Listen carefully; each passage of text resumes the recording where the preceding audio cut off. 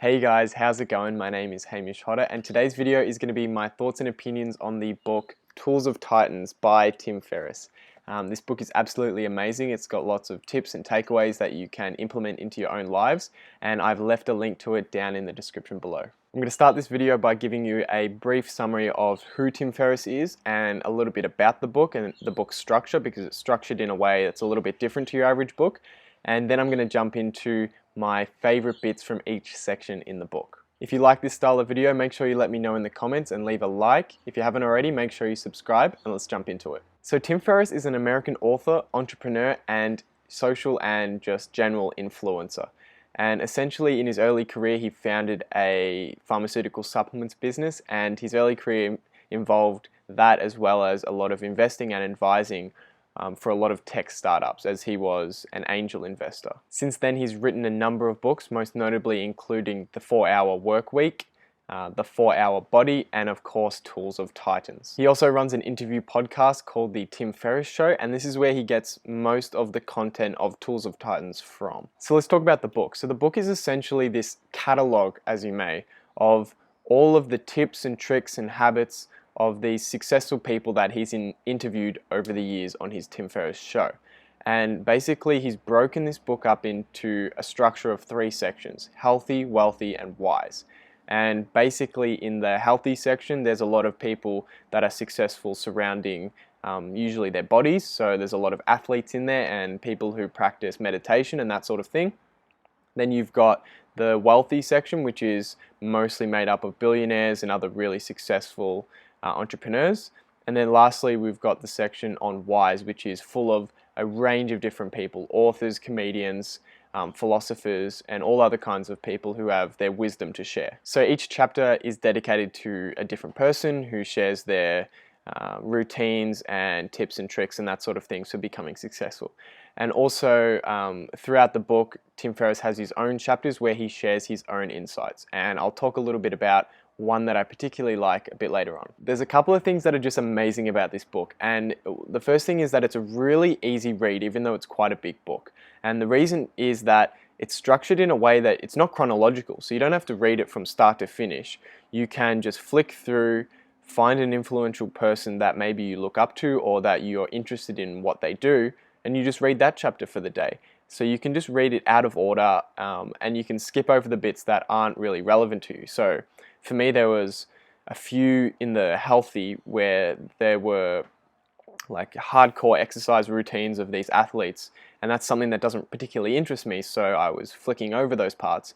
However, when we got to talking about entrepreneurs and their investing tactics and that sort of thing, there was a lot of content that I loved, and I absolutely read that bit very thoroughly. So it's a book that you can sort of customize it to your own taste. You can read what you want and you take away the bits and pieces that you want. And Tim Ferriss actually suggests at the beginning to, even though you can skip over bits, skip over parts that might not interest you, you want to ask yourself why you've skipped over those bits. Is it because you're scared to try that tactic or that routine, or is it because it's just something that completely doesn't interest you? It's just a book overall that encourages you to think about the changes you can make in order to make your life better, and I think that's absolutely amazing. So I don't want this video to go on for forever, even though I could talk about this book forever, because there are so many good parts in this book that everyone needs to read, and there's so many tactics and routines that you can pick up that will improve your life.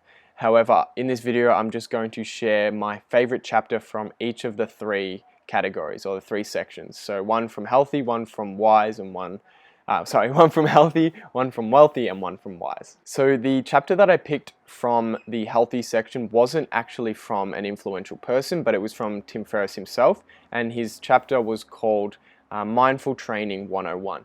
And essentially he talks about the fact that 80% of the people that he interviewed all had a daily meditation routine, which is really interesting. He talks about meditation as this tool that he uses in order to observe his thoughts rather than just tumbling through them.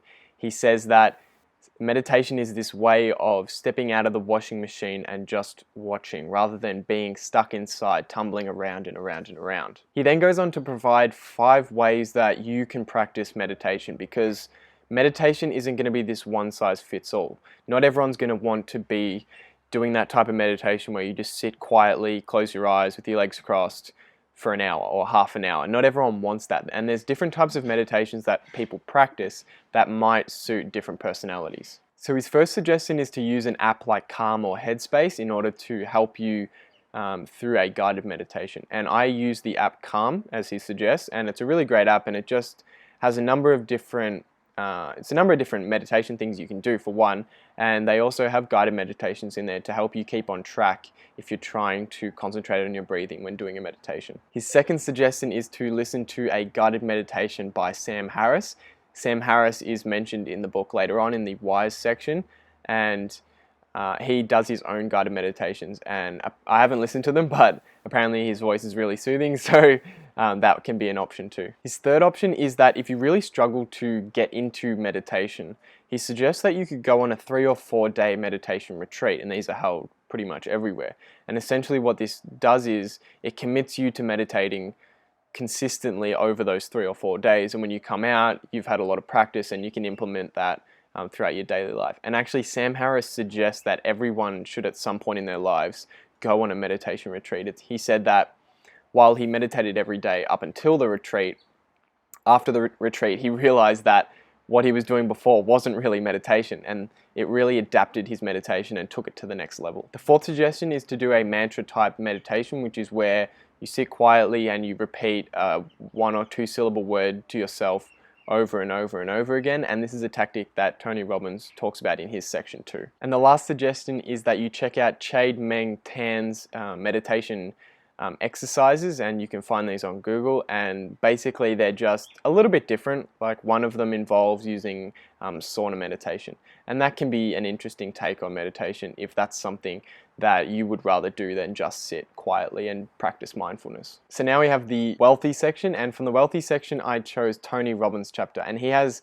numerous notable quotes and advice that are really applicable to your life.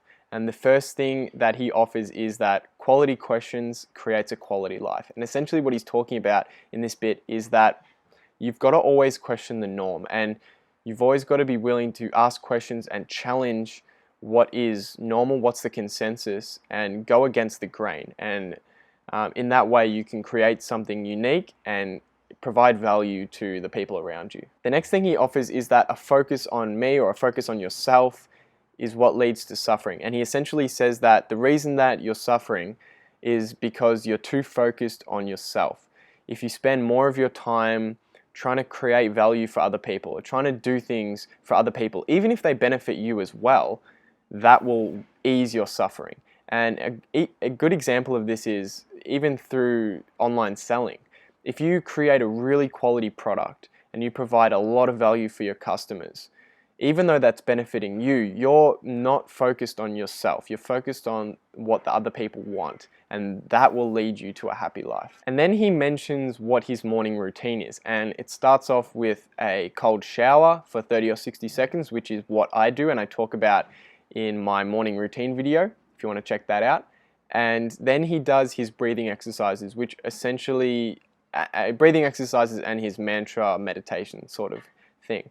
And essentially what this does is it gets him in the right mindset for the day. So basically, if you can get yourself in a positive and motivated mindset right out of the gate, it's going to be easier to maintain that throughout the day, rather than trying and starting off the day with a really negative mindset and, beating yourself up. It's going to be really hard to turn that around into a positive mindset. It's better to just wake up and start the day right. And lastly, from the why section, we've got Jocko Willink.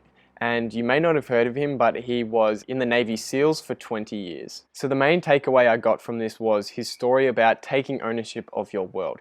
And he gives this story about when he was a Navy SEAL, his superiors would always ask the group if they needed anything. And a lot of the other SEALs would say things like, we need Wi-Fi, or we need this and that. And Jocko would always say, no sir, I'm fine. And he did this repeatedly for a very long time, and then eventually he did need help. And when he asked his superiors for help, they knew that it was serious because he never asked for help. So they helped him out straight away and did everything they could for him. And the thing I get from this is, and the takeaway that I think Jocko wants us to get, is that you've got to try and be more self-sufficient and independent, because if you're able to look after yourself without relying on the performance of other people, then it really drops your anxiety a lot, and it means that when you do want to help, people are willing to help you because they know that you don't ask for many things. So basically, I feel a lot less anxious every single day because my success and my survival, for that matter, isn't reliant on the performance of other people, and that is a huge weight off my shoulders. So that's it, guys. That was my review and sort of opinions on the book Tools of Titans by Tim Ferriss. I hope you enjoyed. If you want to get the book, remember the link is in the description, and there's also a 30-day free trial to Amazon Audible if you want 2 free audiobooks. There's a link to that in the description too. If you have any comments, leave them in the comments box. I hope you liked this type of video, and if you did, make sure you leave a like. If you haven't already, make sure you subscribe, and I'll see you in the next one.